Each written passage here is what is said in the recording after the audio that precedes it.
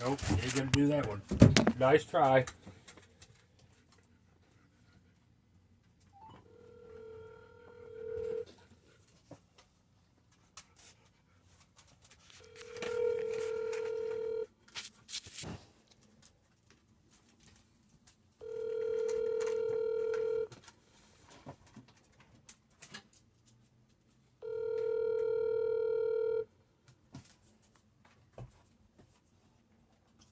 Hello. Yeah, Andrew, Who's that? Mr. Basiago, This is Andy Bashaga. Who is this? this is Todd Walker. How are you today, sir? I was watching a clip on In Search Of, where you was speaking on. I didn't know that was still playing. Let me plug my phone and I'm going to lose you probably. Okay. Go ahead, Tom. Yeah, I was watching a film clip on where you was on a show called In Search Of. Well, that was the new In Search Of with Zach Quinto. Used to be with Leonard Nimoy, the original. Yes, sir, exactly. And what you were describing, the faces on Mars, Mr. Basiago, it was very eye-opening to me because of the fact that I have an artifact that is so similar to what you're describing. I believe mine is an ancient artifact. But when you were describing the faces of, like, you could see of how, you could see the images all the way back as far as you could, like, see. What do you mean? The images of the faces where you could see people, but if you looked at it, was like seeing the side profile of them, but you could see them very far. And you could only see them from like a certain angle. Yeah, you could only see them from like a certain angle with the light and stuff, how the light shined on them. Well, have you read my paper, The Discovery of Life on Mars? A little bit of it, yes, sir. Okay, there's faces all over Mars. I was there from, 1981 to 84. And the whole face on Mars at Cydonia is part of the cover-up. You're aware of that, right? Yes, sir. And that Richard Hoagland was basically working for the government to perpetuate that by showing the face on Mars at Cydonia on CNN. Yeah, uh-huh. And he will even castigate me on his podcast that I'm CIA, when in fact I was a CIA whistleblower. I never made any claim that I wasn't working for the CIA on Project Mars. I wasn't mainstream CIA, but I never made any issue whether I was CIA or not. CIA was exploiting me, and they lied to me about everything, the military as well, the Army, for example. They lied to all of the Mars jumpers about everything we were promised. So Hoagland is completely full of shit. Right. Yeah. Well, I'm thinking too, like, I've had this artifact for like 24 years. And, the images that I see when I look into this artifact are similar to what a lot of things that you describe about them faces on Mars. Reptilian, and deranged faces and stuff. Are you saying this is an artifact you found on Earth? Yes, sir. Yes, sir. Yeah. So what do you think it is? Do you think it's a Mars image that got here somehow? That's why what I don't understand, Mr. Andrew, is like I've been trying to tell the big boys up in, the higher ups. I'm just a small town boy, but I've been trying to show the higher ups this discovery that I've made, and it seems like they're trying to suppress what I keep trying to describe to them and tell them. You even went up there and met Giorgio and everything. And I met with Giorgio Tsoukalis, and he didn't want to even go there with me. It's like I don't know. It's kind of like what they're doing to you, lying to you, and they're suppressing what I'm trying to get out to the world. Right, they're always doing that. And by the way, the Ancient Aliens, I think, is compromised. Yes, sir. That's what it seems. Yeah, it is. Yeah, you're exactly right. That could be a way for them to throw us off too, see? I mean, they interviewed me for like 3 hours.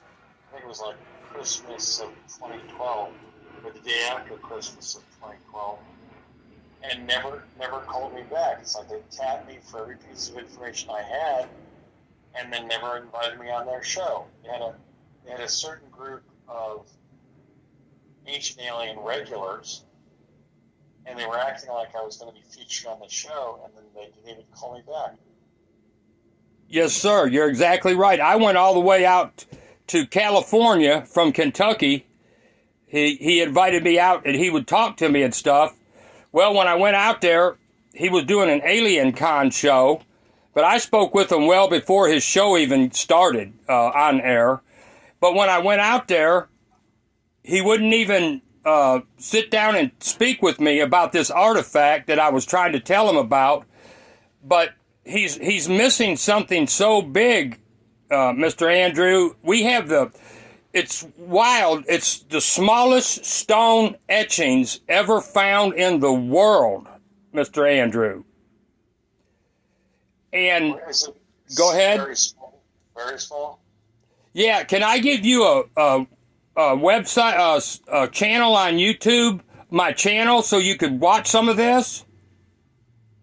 No, I'm visually impaired, so I'm not going to be able to do that. Okay, I'm sorry. I'm very sorry. But like, did you ever get down to the understanding of what them faces that you could make out that looked like they just went on forever when you would see them on a side profile like that? I didn't find any of that on Mars. There may be something like that on the anomalous pictures from there, but I can't really. It's been many years since I wrote The Discovery of Life on Mars back in 2008. It's been 16 years. Yeah, that's so Giorgio and them, they interviewed you for 3 hours and never had you on the show. That's my memory. It might have been 2 hours, but I was tapped of what I had, probably about time travel rather than Mars visitation. And then they never called because they have a retinue of regulars. What Surplus and William Henry and David Hatcher Childress. Right. Right. I tried to contact him. Nick Pope. Yes, sir. Have you ever thought about time traveling anymore? I thought about it. I don't need to, or I won't anymore. I already did it. You've done it to your fullest intention, I imagine. Like, are they still using the Tesla teleportation? Between 1968 and 72. Are they still using that to teleport? The Tesla teleportation. I don't know, and I was involved in 8 modalities of time travel. You can find my paper by that title on the internet, I believe. I'll be. Like the chronovisor, the chronovisor. Plasma confinement chamber and stuff. Yeah. The plasma confinement container and all that. Exactly. Yeah. Well, Andrew, it's been a pleasure speaking with you. And I appreciate you taking my call and spending your time here with me today. Yeah, it's Tom Walker. Todd, Todd, Walker. I'm on the YouTube. I got a YouTube channel. It's called the Urim and Thummim channel. Urim and Thummim is an artifact that's in the Bible in Exodus 28:30. That Aaron had this artifact called the Urim and Thummim that he was blessed with from God through Moses. That sounds familiar. And can I get your phone number? Yes, sir, you can. My phone number is 270. Hold on, Todd. Let me Oh, get a pen. oh, okay.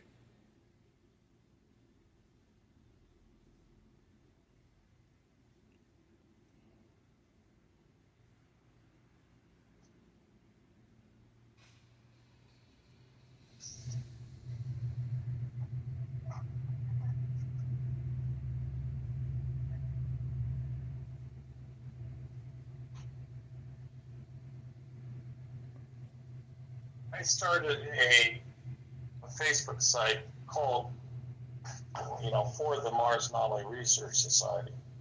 Okay. Mars. You might want to visit that. I will. And what's the name of that one more time? Capital M, capital A, capital R, capital S. Okay. Get down. I got you. Yeah, and But this artifact that we have, it's not mine, it's all of ours. But I believe if these scientists and archaeologists would listen to me and just give me 10 minutes of their time to let me show them some pictures that I've took within this artifact and described what some of these images are, they will be flabbergasted like they've never been, Mr. Andrew. well, they don't want to. Right, you're right. When NARA was passed in 1958, the primary purpose was given was the expansion of human knowledge of space and the near-Earth environment. And I was on Mars already 43 years ago, and they don't even have people believing that we've gone to Mars. Right, The United States has, right. and the Russians and the British.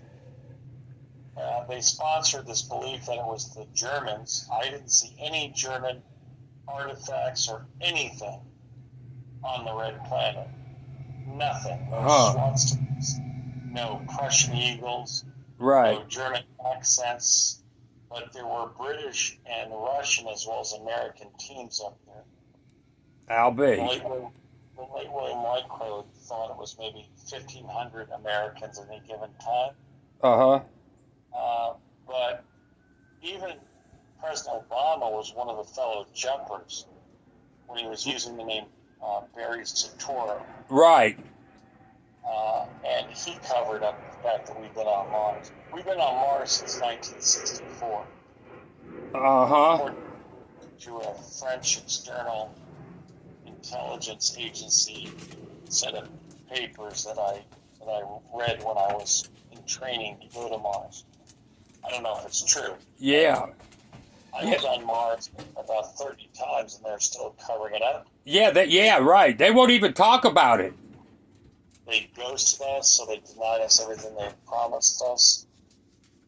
Yeah. And it's not America. That's why I ran for president, Right. because America should be about the truth. Yep. You're 100% right, Mr. Andrew. Okay, Todd. Stay away with you. My phone number is